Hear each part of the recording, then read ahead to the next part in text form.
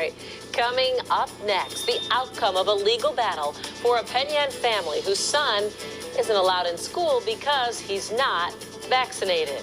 All right. A legal victory for a Penyan family whose son was not allowed in school because of a battle over vaccines. 13 Wham's Michael Schwartz has more.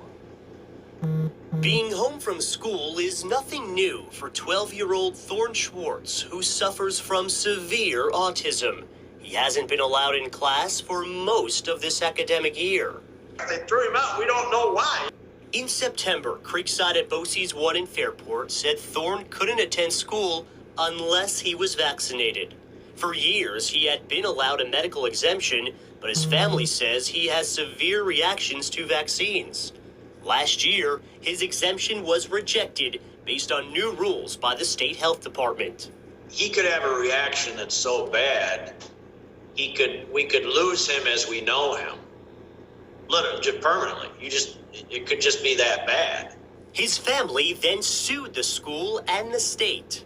If your kid's vaccinated, then only your kid can be a threat to mine. We're willing to assume that risk given his extreme condition. So nobody's at risk here other than the most severely disabled. At the end of January, a state Supreme Court judge decided Thorn could return to school temporarily until a final ruling. Then the COVID-19 pandemic hit and all schools were shut down. Last week, a judge ruled in the family's favor, though, ordering if the state wants to make medical exemptions more vigorous, the legislature needs to do so.